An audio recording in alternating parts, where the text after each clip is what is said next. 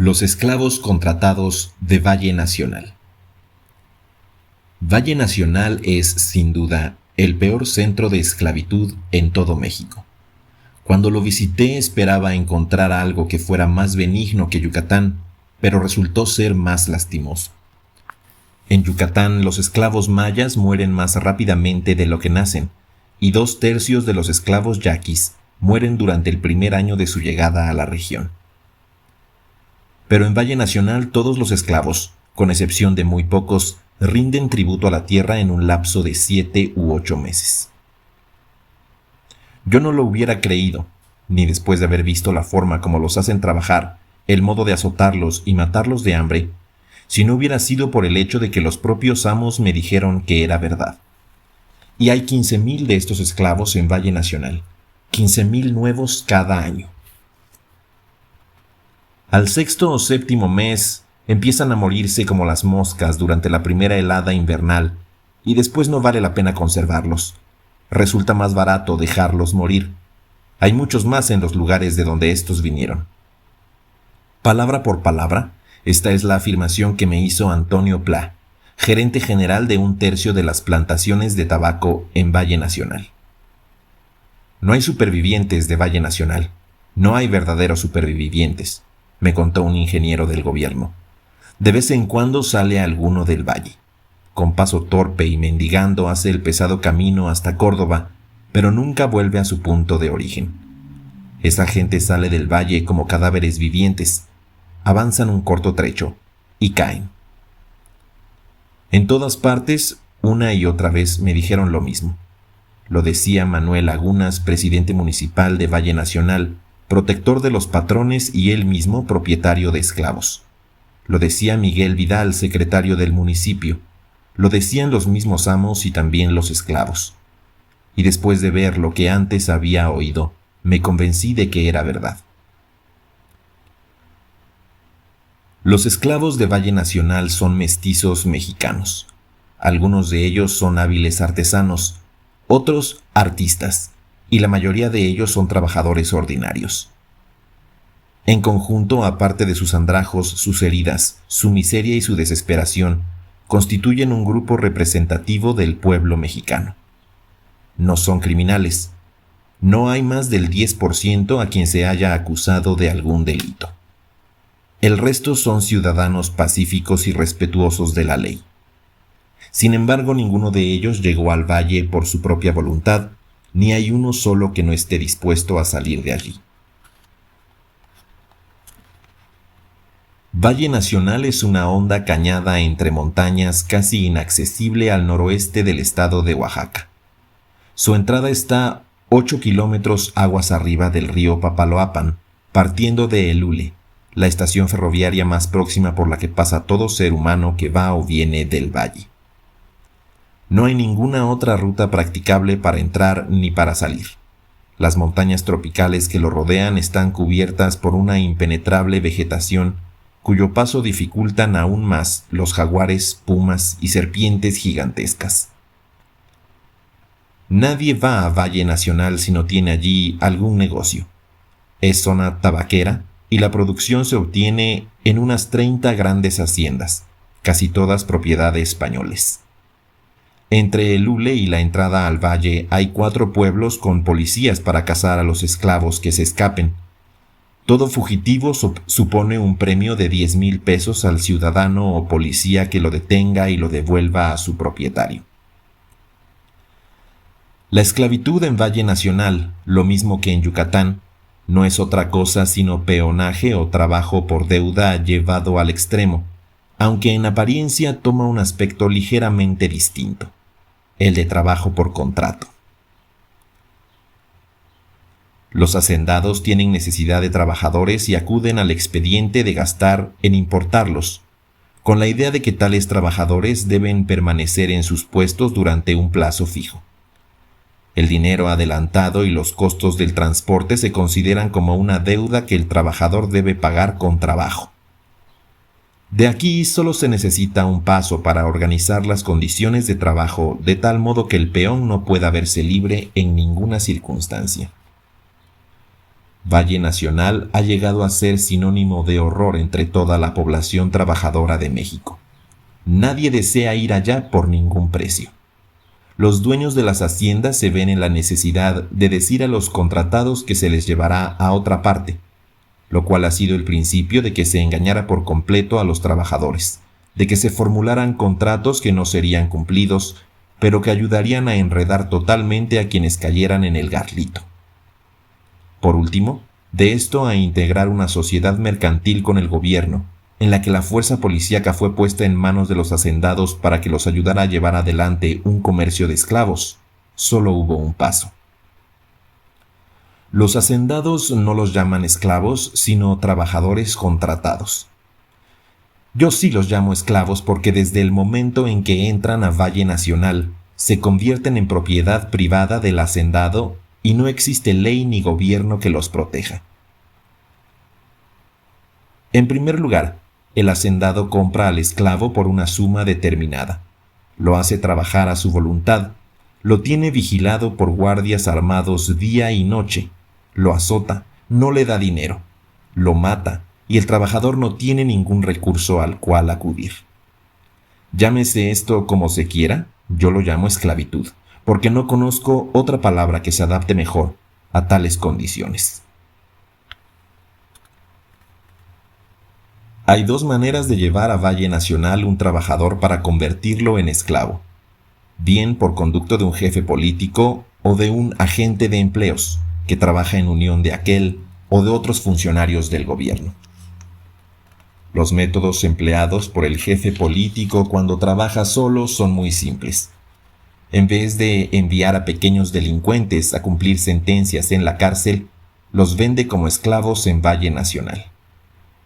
Y como se guarda el dinero para sí, arresta a todas las personas que puede. Como gozan de una tarifa especial en los ferrocarriles y utilizan rurales a sueldo del gobierno para custodiar a los que aprenden, el precio de venta de 45 a 50 pesos por cada esclavo es casi todo utilidad neta. Solo un 10% de los esclavos son enviados directamente por los jefes políticos. Los restantes por los enganchadores. Los métodos para engañar al obrero son muchos. Uno consiste en abrir una oficina de empleos y publicar anuncios demandando trabajadores a los que se ofrece altos jornales, casa cómoda y gran libertad en algún lugar al sur de México. También se les ofrece transporte libre, por lo que tales ofertas siempre hacen caer a algunos, especialmente a hombres con familia que buscan trasladarse a sitios más propicios. Al cabeza de familia le dan un anticipo de $5 y a toda ella la encierran en un cuarto tan bien asegurado como una cárcel. Después de 1 o 2 días, a medida que van llegando otros, empiezan a tener algunas dudas. Y si se les ocurre pedir que los dejen salir, se dan cuenta de que están prisioneros. Se les dice que tienen una deuda pendiente y que los retendrán hasta que la paguen con trabajo. Pocos días después la puerta se abre y salen en fila. Ven que están rodeados de rurales. Los hacen marchar hasta una estación del ferrocarril, donde son puestos en el tren. Tratan de escapar, pero es inútil. Son prisioneros. Pocos días después, están en Valle Nacional. Otro método que emplea el enganchador es el secuestro descarado. Oí hablar de muchos casos de secuestro de mujeres y de hombres. Centenares de individuos medio borrachos son recogidos cada temporada en los alrededores de las pulquerías de la Ciudad de México para encerrarlos y remitirlos a Valle Nacional. Por lo regular, también los niños son secuestrados para enviarlos al mismo sitio. Los registros oficiales de la Ciudad de México indican que durante el año que terminó el 1 de septiembre de 1908, habían desaparecido en las calles 360 niños de 6 a 12 años de edad, algunos de los cuales se encontraron después en Valle Nacional. En 1908, el precio corriente por cada hombre era de 45 pesos. Las mujeres y los niños costaban la mitad. Todos los esclavos que se llevan al valle tienen que hacer parada en Tuxtepec, donde Rodolfo Pardo, el jefe político del distrito, los cuenta y exige para él un tributo del 10% sobre el precio de compra. La evidente injerencia del gobierno en el tráfico de esclavos tiene necesariamente alguna excusa. Esta es la deuda, el anticipo de $5 que suele pagar el enganchador al bracero, la cual es anticonstitucional, pero efectiva. El presidente de Valle Nacional me dijo: no hay un solo policía en todo el sur de México que no reconozca ese anticipo como deuda y apruebe el derecho de usted para llevar al trabajador donde usted quiera. El contrato suele establecer que el trabajador se vende por un periodo de 6 meses, pero ningún trabajador que conserve un resto de energía queda libre a los 6 meses. Tal documento suele obligar al patrón a pagar un salario, pero nunca encontré algún esclavo que hubiera recibido un solo centavo en efectivo. Varios patrones se jactaron ante mí de que nunca daban dinero a sus esclavos. Sin embargo, no llamaban a este sistema esclavitud. Afirmaron que llevaban en los libros las cuentas de sus esclavos y que las componían de modo que estos siempre estuvieran en deuda. Sí, los jornales son de 50 centavos diarios, dijeron, pero nos tienen que reembolsar lo que pagamos para traerlos. También tienen que cubrir los intereses, la ropa que les damos, el tabaco y otras cosas. Esta es exactamente la actitud de todos los tabaqueros de Valle Nacional. El señor Rodríguez, propietario de la finca Santa Fe, por ejemplo, me mostró un par de algo parecido a un pijama de tela de algodón sin blanquear, que los esclavos usan como pantalones. Me dijo que su precio era de $3 el par, y pocos días después encontré el mismo artículo en Veracruz a 30 centavos. Hay un gasto constante que tienen que pagar los amos: el entierro en el cementerio de Valle Nacional. Cuesta $1.50. Digo que se trata de un gasto constante porque en la práctica todos los esclavos mueren, y se supone que hay que enterrarlos. La única excepción se presenta cuando, para ahorrarse el dinero, los amos mismos entierran al esclavo o lo arrojan a los caimanes de las ciénegas cercanas. Los esclavos están vigilados todo el tiempo. Por la noche los encierran en un dormitorio que parece una cárcel. Además de los esclavos, en cada plantación hay un mayordomo, varios capataces y guardias, y algunos trabajadores libres que hacen de mandaderos y ayudan a perseguir a los que se escapan. Las cárceles son grandes construcciones hechas de troncos que están clavados en el suelo y unidos con mucho alambre de púas. Las ventanas tienen barras de hierro. Los pisos son de tierra y en general carecen de muebles, aunque en algunos casos hay largos y rústicos bancos que hacen las veces de camas. Los colchones son delgados petates de palma. En ese antro duermen todos los esclavos, hombres, mujeres y niños, cuyo número varía de 70 a 400, de acuerdo con el tamaño de la plantación. En ninguna de las fincas encontré un dormitorio separado para las mujeres o los niños. A pesar de que hay mujeres honestas y virtuosas entre las enviadas a Valle Nacional, todas las semanas se las encierra en un mismo dormitorio con docenas o centenares de hombres y dejadas a merced de ellos. A veces llegan a Valle Nacional mexicanos trabajadores y honrados, con sus mujeres e hijos. Si la mujer es atractiva, pasa a manos del patrón o de uno o varios de los jefes. Los niños ven que se llevan a su madre y saben lo que será de ella. El marido también lo sabe, pero si se atreve a protestar, es golpeado con un garrote.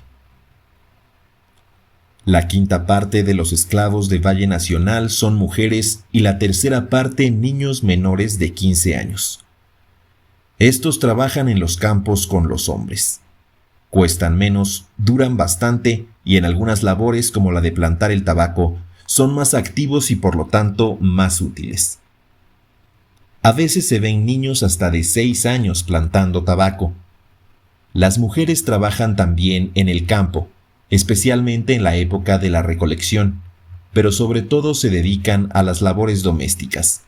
Sirven al amo y al ama si la hay, muelen el maíz y cocinan los alimentos de los esclavos varones. En todas las casas de esclavos que visité, encontré mujeres moliendo maíz a mano. El movimiento es parecido al que hace una mujer lavando ropa, pero es muchísimo más duro. Pregunté al presidente municipal por qué los propietarios no compraban molinos baratos para moler el maíz, en vez de acabar con los pulmones de varios centenares de mujeres cada año. Y la respuesta fue: las mujeres son más baratas que las máquinas.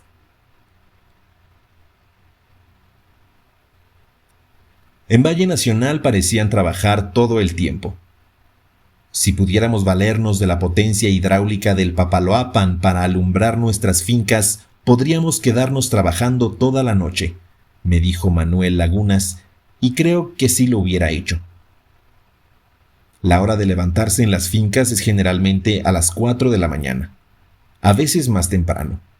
Excepto en 3 o 4 de ellas, en las otras 30 los esclavos trabajan todos los días del año hasta que mueren. En San Juan del Río, una de las más grandes, los domingos disfrutan de medio día de descanso que pasan, qué broma tan triste, en la prisión, bien encerrados para impedirles huir. Todos mueren muy pronto. Los azotan y los hacen pasar hambre, y eso ayuda. Mueren en el lapso de 1 mes a 1 año, y la mayor mortalidad ocurre entre el 6º y el 8º mes. Los tabaqueros de Valle Nacional parecen tener su negocio calculado hasta el último centavo. Han descubierto que es más barato comprar un esclavo en 45 pesos, hacerlo morir en 7 meses y gastar otros 45 pesos en uno nuevo, que dar al primero mejor alimentación, menos trabajo y prolongar así su vida y su productividad.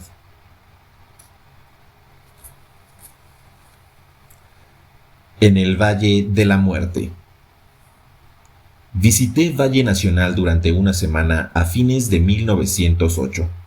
Bajo el disfraz de un probable comprador de fincas, logré convencer a las autoridades de que disponía de varios millones de dólares, listos para hacer inversiones. E igual que en Yucatán, pude conseguir información no solo por lo que vi y oí de los esclavos, sino también por lo que me dijeron los propios amos. A medida que nos aproximábamos a Valle Nacional, notábamos en las personas creciente horror por la región. Ninguna había estado allí, pero todas habían oído rumores.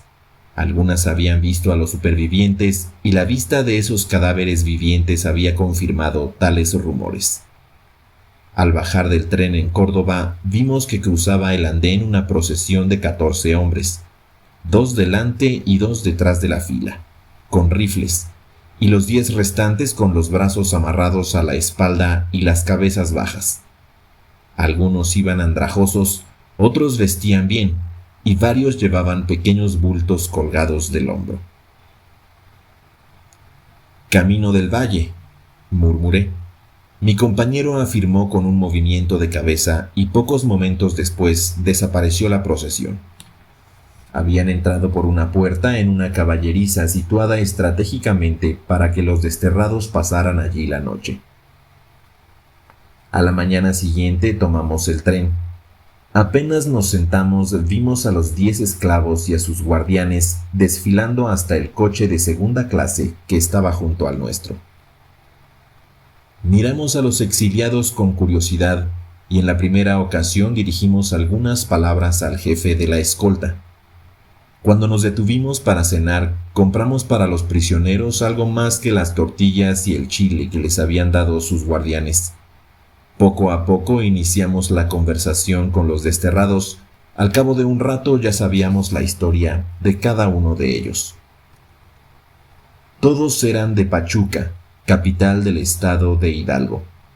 A diferencia de la gran mayoría de esclavos de Valle Nacional, eran enviados directamente por el jefe político de aquel distrito. El sistema peculiar de este jefe nos lo explicó 2 días más tarde Espiridión Sánchez, cabo de Rurales, en la siguiente forma. El jefe policíaco de Pachuca tiene un contrato con Cándido Fernández, propietario de la plantación de tabaco San Cristóbal La Vega, por medio del cual se compromete a entregar cada año 500 trabajadores sanos y capaces a 50 pesos cada uno. El jefe consigue tarifas especiales del gobierno en los ferrocarriles. Los guardias son pagados por el gobierno, de modo que el viaje de 4 días desde Pachuca le cuesta $3.50 por hombre. Eso le deja $46.50. De esta cantidad tiene que pasarle algo al gobernador de su estado, Pedro L. Rodríguez, y algo al jefe político de Tuxtepec, pero aún así sus ganancias son muy grandes. ¿Cómo consigue a sus hombres? Los aprende en la calle y los encierra en la cárcel. A veces los acusa de algún delito real o imaginario, pero en ningún caso se les instruye en proceso a los detenidos. Los mantienen en la prisión hasta que hay bastantes para formar una cuadrilla y entonces los envía aquí a todos. Bueno, los hombres que pueden mandarse con seguridad a Valle Nacional ya escasean tanto en Pachuca que se sabe que el jefe se ha apoderado de muchachos de escuela y los ha enviado aquí, solo por cobrar los 50 pesos por cada uno. Todos nuestros 10 amigos de Pachuca habían sido arrestados y encarcelados, pero ninguno había comparecido ante un juez. A 2 de ellos se les acusó por deudas que no podían pagar. A uno lo habían detenido por borracho, a otro por haber disparado al aire. Uno más había gritado mucho en el Día de la Independencia. Otro quiso abusar de una mujer. El siguiente disputó con otro muchacho por la venta de un anillo de 5 centavos. Otros 2 habían sido músicos del ejército y habían dejado una compañía para darse de alta en otra sin permiso. Y el último, un rural, fue vendido por visitar a 2 compañeros que estaban en la cárcel por desertores.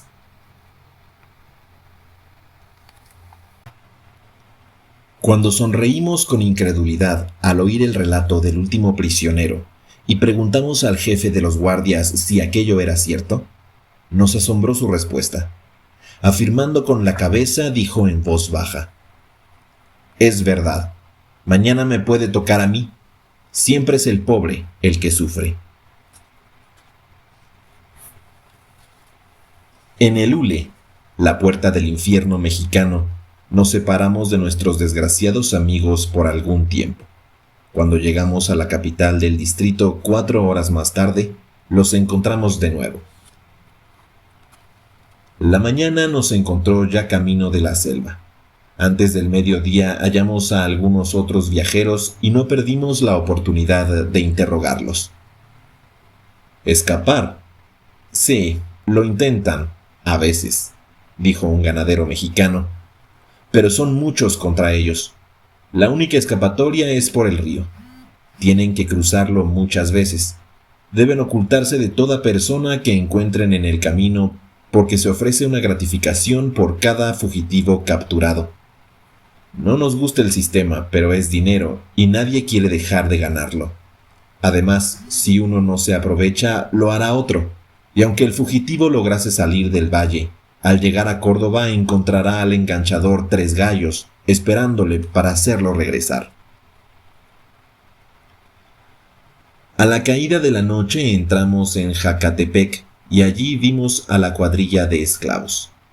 Habían salido antes y se habían mantenido adelante, andando los 46 kilómetros de camino lodoso.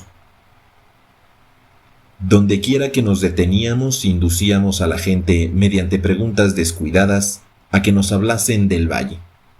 No quería equivocarme. Quería oír la opinión de todo el mundo, y siempre era la misma historia: esclavitud y hombres y mujeres azotados hasta morir. Nos levantamos a las 5 de la mañana siguiente y nos desayunamos para poder seguir a la cuadrilla de esclavos por el camino a Valle Nacional. Pronto empezamos a ver cuadrillas de 20 a 100 hombres que trabajaban en campos preparando la tierra para plantar el tabaco. Aquí y allá, entre las formas que se movían, vimos otras que estaban armadas con palos largos y flexibles, y a veces se les veían espadas y pistolas. Entonces nos dimos cuenta de que estábamos en Valle Nacional. La primera finca en que paramos fue San Juan del Río. Junto a la entrada estaba un esclavo que tenía un pie hinchado hasta el doble de su tamaño natural, envuelto en un trapo sucio. «¿Qué te pasa en el pie?», le pregunté. «Infección por picadura de insectos», replicó el esclavo. «En 1 o 2 días más», nos dijo un capataz con una sonrisa sardónica, «tendrá gusanos». Continuamos nuestro camino y en la hacienda San Cristóbal dejamos atrás a la cuadrilla de esclavos. Ya solos por el camino observamos que la actitud de quienes encontrábamos era muy distinta de la que tenían aquellos que vimos cuando íbamos en compañía de los rurales agentes del gobierno. Si no hubiera sido por la carta que llevaba conmigo dirigida al presidente municipal, hubiera resultado muy difícil que nos admitieran en las haciendas tabaqueras. Poco antes de entrar en el pueblo de Valle Nacional, hablamos con un viejo a quien le faltaba una mano y que trabajaba solo junto a la cerca. «¿Cómo perdiste la mano?», le pregunté. «Un cabo me la cortó con el sable», fue la respuesta. Visitamos la hacienda Santa Fe, así como 6 más, y comprobamos que el sistema de alojamiento, alimentación, trabajo y vigilancia de los esclavos era el mismo. El dormitorio principal de Santa Fe consistía en una habitación sin ventanas, con el piso de tierra y tan inexpugnable como una cárcel. Los hacendados de Valle Nacional no tienen la decencia de los esclavistas de hace 50 años. En ninguna de las haciendas encontré un dormitorio separado para las mujeres. Varias veces me dijeron que las mujeres que entran en esos antros llegan a ser compartidas por todos los esclavos, no porque así lo quieran ellas, sino porque los capataces no las protegen contra los ataques de los hombres. Durante mi recorrido a caballo por los campos y por los caminos, me preguntaba por qué ninguna de aquellas famélicas y fatigadas criaturas nos pedía ayuda. Después recordé que para ellos todos los hombres que pasan por estos caminos son como sus amos, y que en respuesta a un grito no podían esperar nada más que una risa burlona o un golpe. En la finca El Mirador observamos una cuadrilla de 150 hombres y muchachos que plantaban tabaco. Entre ellos había unos 6 capataces. Al aproximarnos los vimos saltar entre los esclavos, gritando, maldiciendo y dejando caer de vez en cuando sus largas y flexibles varas en las espaldas, los hombros, las piernas y las cabezas de los esclavos. Y no es que los azotaran, sino que solo los acicateaban un poco, posiblemente en honor nuestro. Nos detuvimos y el capataz principal, un corpulento negro español, se aproximó a la cerca y nos saludó. Después repitió mi pregunta al contestarla. ¿Que si devuelven los golpes? No, si son listos. Si quieren pelear puedo satisfacerlos. Los hombres que pelean conmigo no vienen a trabajar al día siguiente. Escaparse. Algunas veces los nuevos lo intentan, pero pronto les quitamos esa idea. No ha habido uno solo de estos perros que al escapar no fuera contando mentiras de nosotros.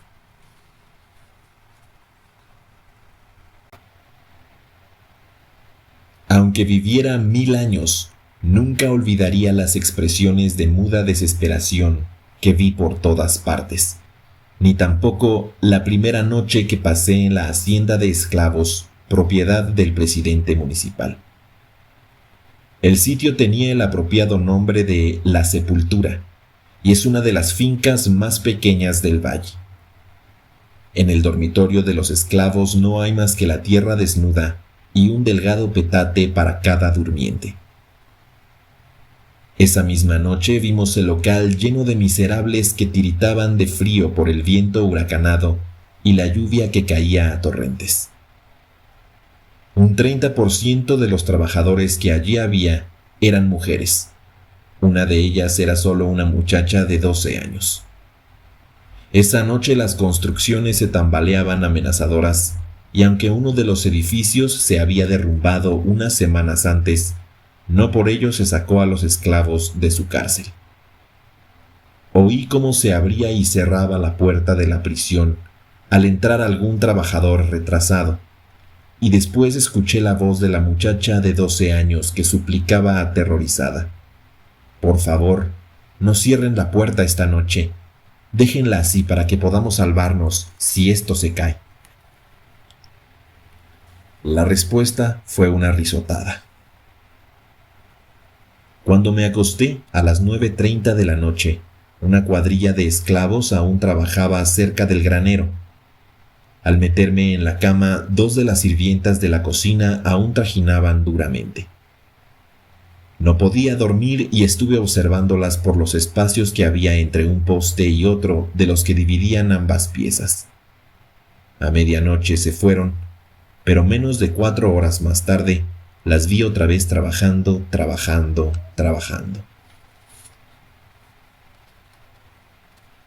Con el hijo del presidente visité la cocina de los esclavos y comenté lo exhaustas que se veían aquellas mujeres. Él me informó que se levantaban a las 2 de la mañana y que durante el día nunca tenían tiempo para descansar.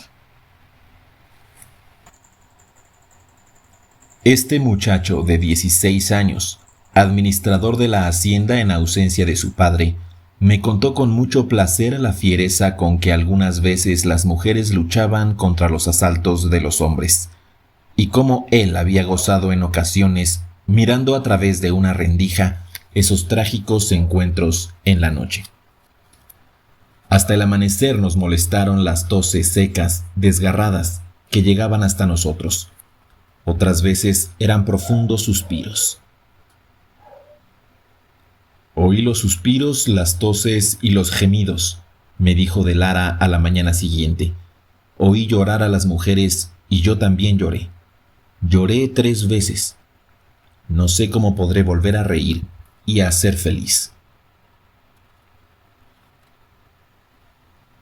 Mientras esperábamos el desayuno, el presidente municipal nos dijo muchas cosas acerca de la esclavitud. Nos explicó que las autoridades de las ciudades de México, Veracruz, Oaxaca, Pachuca y Jalapa se dedican con regularidad al tráfico de esclavos. Nombró al alcalde de un puerto bien conocido que fue citado en los periódicos norteamericanos como huésped del presidente Roosevelt y distinguido asistente a la Convención Republicana de Chicago. Este alcalde, dijo, empleaba ordinariamente la fuerza policíaca de su ciudad como red para pescar esclavos. Nuestra conversación fue interrumpida por un capataz español que vino a hablar con el presidente. Hablaron en voz baja, pero pudimos oír lo que dijeron. El capataz había matado a una mujer y venía a ponerse a disposición del presidente. Después de 10 minutos de consulta, este estrechó la mano del culpable y le dijo que se fuera a su casa y atendiera sus obligaciones sin pensar más en ese asunto. Era domingo y pasamos todo el día en compañía de Antonio Pla, probablemente el principal monstruo humano del valle. Pla tuvo gran satisfacción en mostrarnos cómo vivían sus esclavos, así como en explicar su sistema completo de compras, castigos y enterramientos. Pla nos dijo que no era práctico conservar a los esclavos más de 7 u 8 meses porque se secaban. Nos contó que 3 meses antes, un agente del gobierno había intentado venderle 500 yaquis, pero que él había rechazado la oferta porque, aunque los yaquis duran como el hierro, persisten en sus tentativas para conseguir la libertad. El capataz de la hacienda nos dejó examinar su larga y flexible vara de castigo. Era de bejuco y se doblaba como un látigo sin romperse. «Vea, es una madera que parece cuero», dijo el capataz. «Con esta puedo azotar a 20 hombres hasta que mueran, y todavía quedará buena para otros 20 más». Por donde quiera que fuimos, encontramos las casas llenas de buenos muebles hechos por los esclavos. Sí, explicó Antonio Pla. Algunos de los mejores artesanos del país vienen por aquí, de un modo u otro. Tenemos carpinteros, ebanistas, tapiceros, de todo. Bueno, en mis fincas he tenido maestros, actrices y artistas, y una vez hasta un ex sacerdote. En una ocasión tuve a una de las más bellas actrices del país. El hijo de un millonario de la Ciudad de México quería casarse con ella, y el padre pagó a las autoridades un buen precio para que la capturasen y la entregaran a un enganchador. Aquella mujer era una belleza. ¿Y qué fue de ella?, pregunté. Ah, fue la respuesta evasiva. Eso sucedió hace 2 años. Pla nos habló también de 11 muchachas que le habían llegado en una sola remesa de Oaxaca. Estaban en un baile público, nos dijo. Algunos hombres entablaron una pelea y la policía detuvo a todos los que estaban en el salón. Aquellas muchachas no tenían que ver en la disputa, pero el jefe político necesitaba dinero y dispuso enviarlas aquí a todas. ¿Eran mujeres públicas?, pregunté. No, protestó con voz despectiva. ¿Cree usted que necesito que me manden esa clase de mujeres a mí? Al pasar por Tuxtepec, encontramos al señor P., político, enganchador y pariente de Félix Díaz, sobrino del presidente Díaz y jefe de la policía en la Ciudad de México. El señor P. se hizo agradable y respondió con toda libertad a nuestras preguntas, con la esperanza de asegurar un contrato para surtir de esclavos a mi compañía. El señor P. tuvo la amabilidad de decirnos el destino de los 50 pesos que él recibía por cada uno de sus esclavos. Nos dijo que 5 pesos se entregaban a Rodolfo Pardo, jefe político de Tuxtepec, 10 pesos a Félix Díaz por cada esclavo que salía de la Ciudad de México y 10 pesos al alcalde de la ciudad o jefe político del distrito de donde procedieran los demás esclavos. El hecho de que soy cuñado de Félix Díaz, explicó el señor P., y además amigo personal de los gobernadores de Oaxaca y Veracruz, y de los alcaldes de esas ciudades, me coloca en situación de atender los deseos de usted mejor que cualquier otro. Yo estoy preparado para proporcionarle cualquier cantidad de trabajadores, hasta 40,000 por año, hombres, mujeres y niños, y el precio es de 50 pesos cada uno. Los trabajadores menores de edad duran más que los adultos. Le recomiendo usarlos con preferencia. Le puedo proporcionar a usted 1,000 niños cada mes, menores de 14 años, y estoy en posibilidad de obtener su adopción legal como hijos de la compañía, para que los pueda retener legalmente hasta que lleguen a los 21 años. ¿Pero quiere decir que el gobierno permitiría semejante cosa?, le pregunté. Eso déjemelo a mí, me contestó. Lo hago todos los días. Usted no paga los 50 pesos hasta que tenga en su poder a los niños con sus papeles de adopción.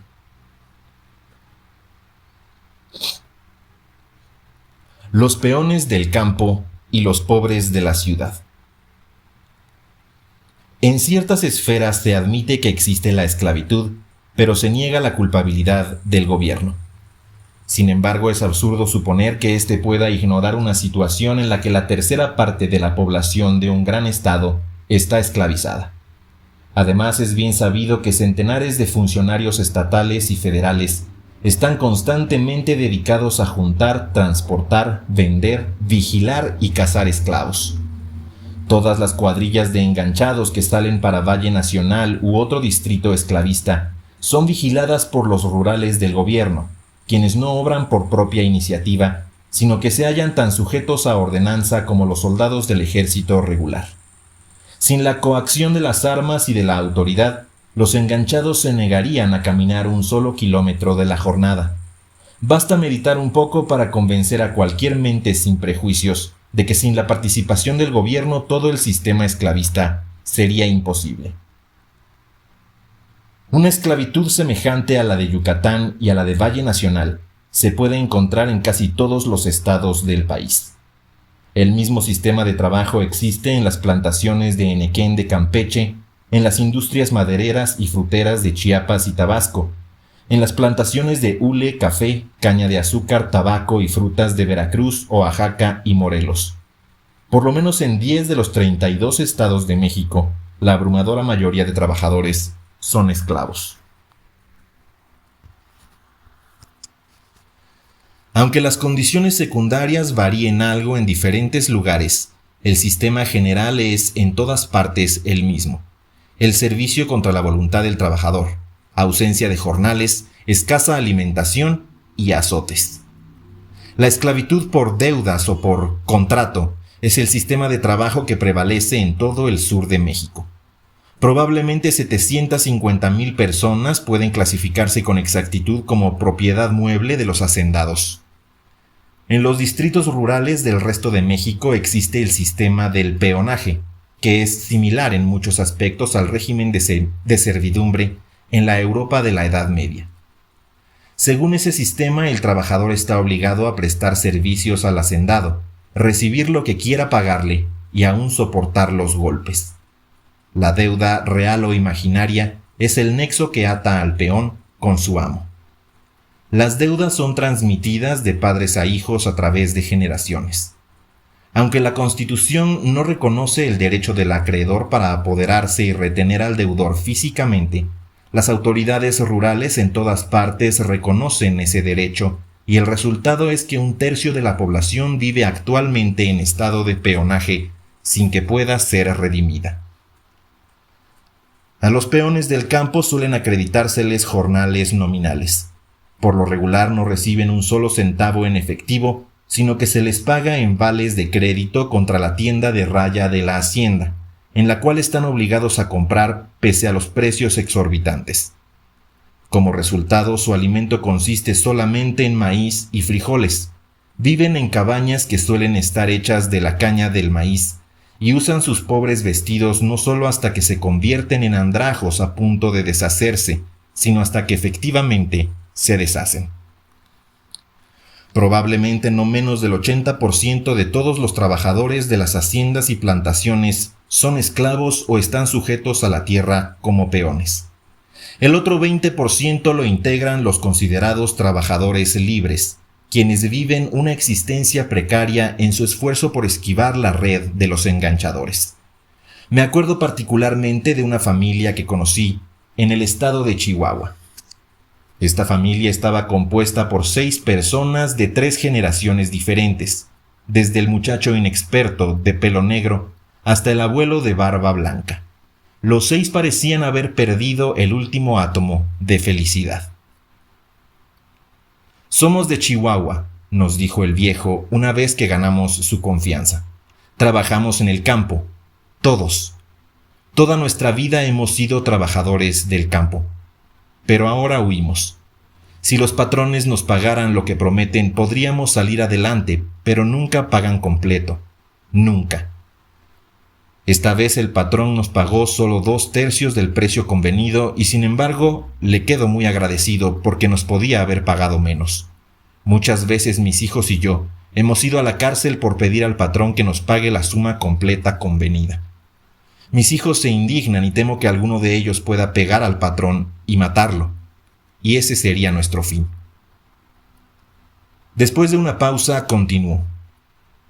«Lo mejor que podíamos hacer era marcharnos, de manera que juntamos lo que teníamos y gastamos nuestro último peso para pagar el pasaje hasta Torreón, donde esperamos encontrar trabajo en los campos algodoneros. Trabajo, trabajo, eso es todo lo que hay para nosotros, y nada a cambio del trabajo. No bebemos, no somos holgazanes, rezamos todos los días y sin embargo la deuda nos sigue siempre, pidiendo que la aceptemos. A veces creo que sería mejor deber, renunciar a nuestra libertad, en vez de seguir así hasta el fin. Es cierto que me estoy haciendo viejo y me gustaría morir libre, pero es duro, muy duro». Los 750,000 esclavos y los 5 millones de peones no monopolizan la miseria económica del México. Esta se extiende a toda clase de personas que trabajan. Los trabajadores de minas, los operarios de fábricas, los conductores de tranvías, reciben miserables jornales, pero no por ello el costo de los artículos necesarios para la vida es menor que en los Estados Unidos, como sucede en otros países donde los salarios son bajos, como en la India y China. Por lo que se refiere al vestido y a la habitación, uno puede imaginarse que el mexicano ordinario disfruta muy poco de uno y otra. A 500 metros en cualquier dirección del Gran Paseo de la Reforma, la magnífica avenida por la cual se hace pasear a los turistas y por la que ellos suelen juzgar a México, las condiciones de vida son tales que no se ven en ninguna ciudad que merezca el nombre de civilizada. Una pequeña investigación mostrará que no más del 20% de las casas, dentro de los límites de la capital mexicana, tiene un abastecimiento diario de agua con que limpiar los excusados, mientras que hay manzanas densamente pobladas que carecen por completo de servicio de agua, tanto para la limpieza como para tomar. Como resultado de esas condiciones tan insalubres, la proporción de fallecimientos en la Ciudad de México se halla siempre entre 5 y 6%, cifra superior al doble de la mortalidad en ciudades de Europa, de los Estados Unidos y aún en Sudamérica. Ello prueba que la mitad de la gente muere en la metrópoli de días por causas que las ciudades modernas han hecho desaparecer. Un residente que ha permanecido largo tiempo en México calculó que 200,000 personas de la capital duermen sobre piedras. No quiere decir en las calles porque no está permitido dormir en ellas, sino en el suelo de los alojamientos baratos y en los mesones. Un mesón es un albergue tan miserable que solo son peores las cárceles dormitorio de los esclavos mexicanos. Miserables andrajosos y desnutridos que andan en las calles de la ciudad llegan a los mesones a alquilar por 3 centavos de cobre un breve y limitado refugio. Un pedazo de suelo desnudo en el que echarse, un petate, la compañía de sabandijas que se crían en la suciedad y un mal descanso en un aposento nauseabundo con 100 personas más que roncan, se mueven, se quejan y que son hermanos en el dolor. Las mujeres y las niñas pobres tienen que dormir en alguna parte. Si no disponen de más de 3 centavos, deben ir a los mesones con los hombres. En ninguno de los que visité había lugar separado para mujeres y niñas, aunque eran muchas las alojadas. No hay nada que impida a un hombre acostarse junto a una muchacha y molestarla durante toda la noche. Los mesones engendran la inmoralidad tan aterradoramente como crían chinches. Las muchachas sin hogar no van allí porque sean malas, sino porque son pobres. Estos lugares se establecen con licencia de las autoridades, de manera que sería muy fácil exigir a los propietarios que dedicaran una parte del espacio disponible exclusivamente para alojamiento de mujeres. Pero las autoridades no tienen escrúpulos y no intentan evitar la promiscuidad. Pese a lo miserable que son los mesones, los mexicanos sin hogar que duermen en ellos son afortunados en comparación con los millares que, al caer la tarde, ven que no pueden juntar los 3 centavos que cuesta el alquiler. Todas las noches hay un éxodo de millares de personas que desaparecen de las calles de la ciudad. Caminan varios kilómetros hacia los campos próximos a las grandes haciendas ganaderas que pertenecen a altos funcionarios del gobierno. Allí se dejan caer al suelo temblando de frío, pues a causa de la altura pocas son las noches en que la temperatura no haga imprescindible un buen abrigo. Por la mañana se encaminan de nuevo al corazón de la ciudad para luchar allí con sus escasas fuerzas contra los poderes que conspiran para impedirles ganarse la vida. Allí, después de vana y desalentadora batalla, acaban por caer en las redes del enganchador, que anda a la búsqueda de esclavos. México tiene 2 millones de kilómetros cuadrados. No hay razón natural o geográfica para que su pueblo no sea tan próspero y feliz como cualquier otro del mundo. Con una población de 15 millones, resultan 7.5 habitantes por kilómetro cuadrado, densidad poco menor que la norteamericana. Sin embargo, al ver el corazón de México, es inconcebible que pueda haber en el mundo pobreza más extrema. México es un pueblo muerto de hambre, una nación postrada. ¿Cuál es la razón de ello? ¿Quién tiene la culpa?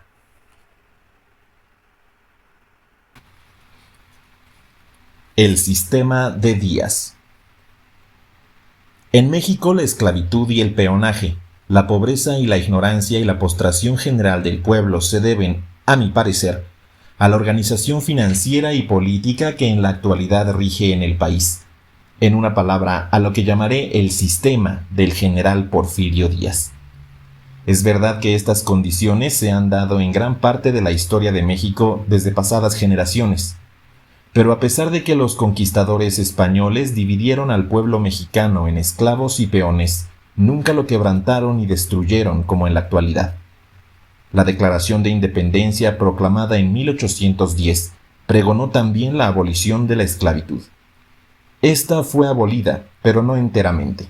Los gobiernos mexicanos que se sucedieron, gobiernos de clase, de la Iglesia o personalistas, mantuvieron al pueblo en servidumbre, aunque con menor severidad. Por último surgió un movimiento democrático que rompió la espina dorsal de la Iglesia, que derribó el gobierno de una casta que libertó al esclavo tanto de hecho como de palabra, que devolvió las tierras del pueblo al pueblo, que lavó toda la sangre derramada en el pasado.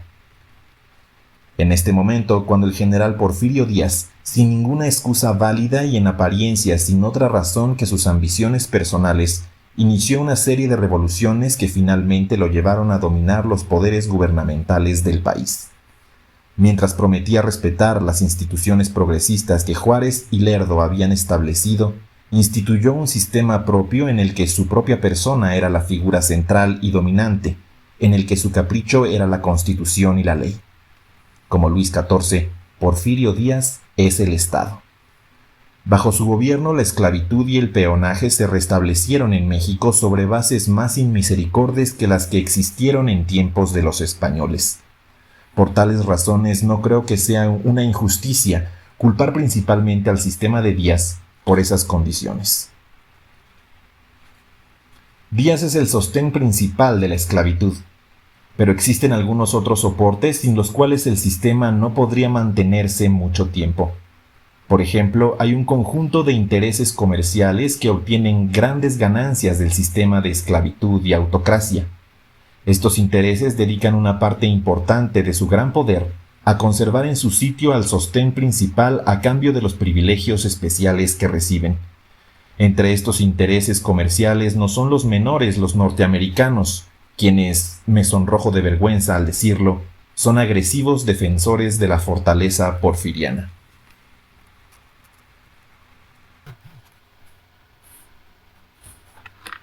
Hace 40 años, México estaba en paz con el mundo. Había vencido después de una heroica guerra al príncipe Maximiliano. El presidente Benito Juárez es reconocido como uno de los más hábiles y generosos patriotas. Desde que Cortés quemó sus naves en la costa del Golfo, México nunca había disfrutado tales perspectivas de libertad política, prosperidad industrial y adelanto general. Pero el general Porfirio Díaz, a pesar de que estaba profundamente endeudado con Juárez, puesto que todos sus ascensos militares los había obtenido de él, promovió una serie de rebeliones con el fin de adueñarse del poder supremo del país. Díaz no solo encabezó una, sino 3 rebeliones armadas contra un gobierno pacífico, constitucional y democrático. Durante 9 años se portó como un rebelde ordinario, con el apoyo de bandidos, criminales y soldados profesionales disgustados por la política antimilitarista que Juárez inició, y que si hubiera podido llevarla un poco más adelante, habría sido eficaz para impedir en el futuro rebeliones cuartelarias apadrinadas por la Iglesia Católica. El pueblo demostró muchas veces que no deseaba a Díaz como jefe del gobierno. En 3 ocasiones se presentó sin éxito como candidato presidencial. En 1867, en 1871 y en 1872. Mientras estuvo alzado en armas, se le consideró como un rebelde cualquiera, tanto en el país como en el extranjero. Después entró en la capital de la República a la cabeza de un ejército victorioso y se proclamó a sí mismo presidente. En un principio, pocas naciones europeas reconocieron al gobierno del advenedizo, y en los Estados Unidos amenazaron durante algún tiempo con crear complicaciones. En contra de la voluntad de la mayoría del pueblo, el general Díaz tomó la dirección del gobierno hace 34 años. Ha permanecido allí desde entonces, excepto 4 años, de 1880 a 1884, en que cedió el Palacio Nacional a su íntimo amigo Manuel González, con el claro entendimiento de que al final de ese periodo se lo devolvería. Mediante la fuerza militar y la policía, controló las elecciones, la prensa y la libertad de expresión, e hizo del gobierno popular una farsa. Con la distribución de los puestos públicos entre sus generales, dándoles rienda suelta para el pillaje más desenfrenado, aseguró el dominio del ejército. A través de combinaciones políticas con dignatarios de alta jerarquía en la Iglesia y permitiendo que se dijera en voz baja que ésta recuperaría su antigua fuerza, ganó el silencioso apoyo del clero y del Papa. Bajo las promesas de pagar en su totalidad las deudas extranjeras e iniciando a la vez una campaña para otorgar concesiones y favores a los ciudadanos de otros países, especialmente norteamericanos, hizo la paz con el resto del mundo. En otras palabras, el general Díaz, con innegable habilidad, se apropió de todos los elementos de poder que había en el país. Por una parte ejercía una dictadura militar y por la otra disponía de una camarilla financiera. Creó una maquinaria cuyo lubricante ha sido la carne y la sangre del pueblo. Premió a todos, excepto al pueblo. Este fue el sacrificado. Instaló a sus generales como gobernadores en los estados y los organizó en una banda nacional de explotadores, junto con otras figuras influyentes de la nación. Una forma del rico botín que en aquella primera época repartió entre sus gobernadores consistió en concesiones a particulares que les permitieron organizar compañías y construir ferrocarriles. Cada concesión implicaba una fuerte suma como subsidio del gobierno. Así, el gobierno federal pagaba el ferrocarril y el gobernador y sus amigos más influyentes eran dueños de él. Generalmente tales ferrocarriles resultaron ridículos, de vía angosta y construidos con los materiales más baratos, pero los subsidios eran muy grandes, suficientes para tender las vías y tal vez hasta para equiparlas. Las enormes sumas salieron de la Tesorería Nacional y se supone que fueron pagadas a los gobernadores, aunque algunos políticos mexicanos de aquellos tiempos me han asegurado que eran divididas. Una parte se dedicaba al subsidio y la otra iba a manos de Díaz, quien la empleaba para establecer su sistema en otros puntos. A cambio de esos ricos presentes financieros, se exigía a los gobernadores algo más que lealtad: cubrir una cantidad fija cada año por el privilegio de explotar las posibilidades de soborno que ofrecían sus puestos. Durante largo tiempo, Manuel Romero Rubio, suegro de Díaz, fungió como cobrador de estos gajes. Cada gobierno estatal producía entre 10 y 50,000 pesos anuales. El botín más grande que enriqueció a Díaz y a los miembros de su familia, a sus amigos, a sus gobernadores, a su grupo financiero y a sus favoritos extranjeros, fue durante mucho tiempo la confiscación de las tierras del pueblo, que de hecho aún continúa. El robo de tierras ha sido el primer paso directo para someter de nuevo al pueblo mexicano a la servidumbre, como esclavos y peones. El último acto de confiscación ocurrió en 1904, cuando el gobierno federal separó las últimas tierras mayas para formar un territorio llamado Quintana Roo, de 43,000 kilómetros cuadrados, y regalarlo a 8 políticos mexicanos.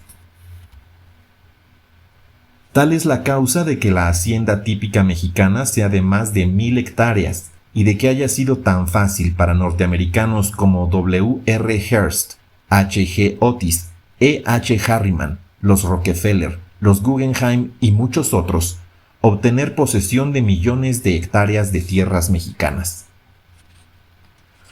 Por eso el actual secretario de Fomento, Olegario Molina, es dueño de más de 6 millones de hectáreas.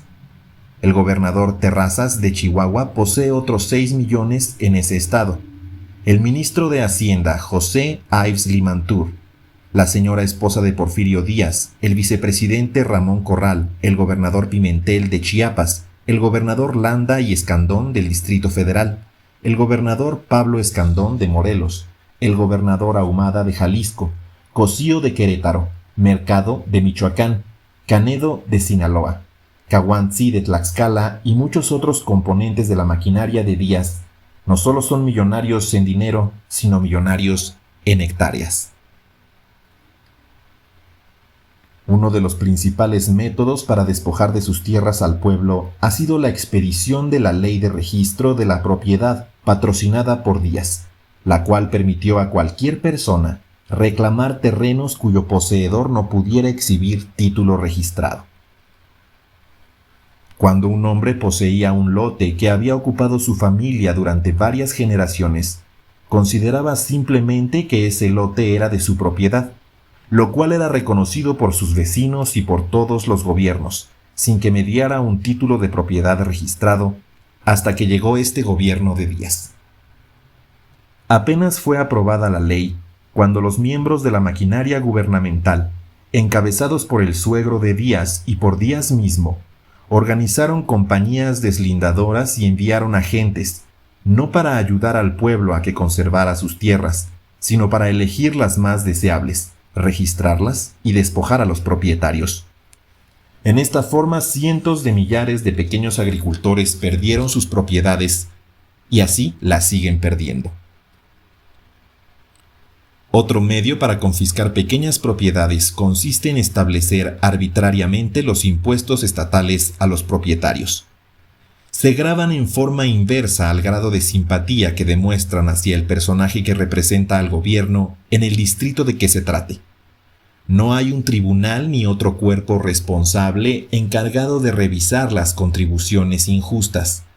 El jefe político puede imponer a un propietario tasas 5 veces más elevadas que a su vecino. Si no puede pagar, la finca se encontrará poco después en la lista de las propiedades del jefe político o de alguno de los miembros de su familia. Pero si el propietario es rico, lo más probable es que no pague impuestos.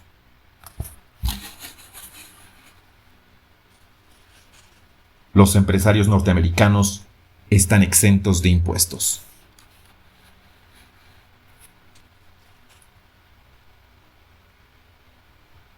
Naturalmente, tales formas de bandidaje, que han sido y aún son aplicadas, no podían dejar de encontrarse con resistencias. En muchos casos se utilizan regimientos de soldados para apoyar el cobro de impuestos o el lanzamiento de propietarios. La historia mexicana de la última generación está plagada de relatos de matanzas causadas por este proceder. Entre las más cruentas se hallan las de Papantla y Temozachic. Manuel Romero Rubio, el fallecido suegro de Díaz, denunció las tierras de varios miles de campesinos en las cercanías de Papantla. Díaz lo apoyó con varios regimientos de soldados que mataron a unos 400 campesinos antes de que pudieran desalojarlos. En 1892, el general Lauro Carrillo, gobernador de Chihuahua, impuso sobre las tierras del pueblo de Temozachic una contribución onerosa que los propietarios no podían pagar. La causa inmediata del impuesto radicó en que las autoridades de la población negaron a Carrillo ciertas pinturas que adornaban las paredes de la iglesia, las cuales deseaba para su casa. Carrillo ordenó la aprehensión de varios de los principales del pueblo en calidad de rehenes, y como a pesar de ello el pueblo se negó a cubrir los impuestos, envió soldados a capturar a algunos más. Los soldados fueron rechazados, pero Carrillo sitió el pueblo con 8 regimientos y acabó por incendiarlo. Las mujeres y niños que se refugiaron en la iglesia murieron quemados. Los relatores de la matanza de Temozachic consideran que hubo entre 800 y 2000 muertos. Recientemente son muchos los ejemplos de derramamiento de sangre por la misma causa. Entre estos casos se distinguió el de San Andrés, Chihuahua, publicado en la prensa mexicana en abril de 1909. Las autoridades del estado confiscaron las tierras de varios grupos de campesinos con el pretexto de que estaban atrasados en el pago de contribuciones.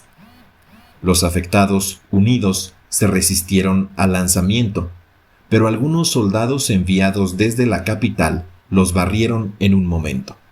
Mataron e hirieron a muchos e hicieron huir a unos 50 de ellos a las montañas.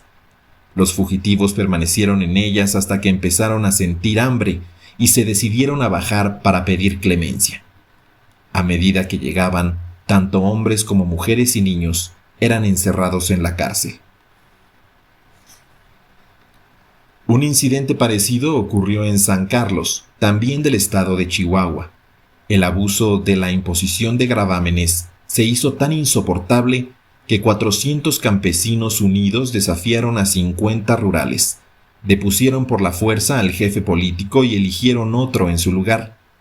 Después, los campesinos volvieron a su labor. Fue una pequeña revolución que las noticias de prensa de aquel tiempo declararon como la primera de ese género, ante la que tuvo que ceder el gobierno. El soborno es una institución establecida en las oficinas públicas mexicanas y reconocida como un derecho que corresponde al funcionario que ocupa el puesto. Es además una institución respetada. Hay dos funciones principales adscritas a cada puesto político. Una de ellas es un privilegio y la otra es un deber. El privilegio consiste en usar las facultades del puesto para amasar una fortuna personal. El deber consiste en impedir a la gente iniciar cualquier clase de actividad que ponga en peligro la estabilidad del régimen existente. Hay cargos oficiales con especiales y jugosas posibilidades que se compran y se venden a precio fijo. Son ejemplos de ellos los puestos de jefes políticos en los distritos donde la trata de esclavos es notablemente remunerativa. Hay otros en que el reclutamiento de soldados para el ejército se deja encomendado especialmente a los jefes políticos. Los hay también en las ciudades cuyos alcaldes monopolizan las autorizaciones para establecer casas de juego, y en los estados en que son extraordinarias las oportunidades para que los gobernadores muerdan en los contratos de abastecimiento del ejército.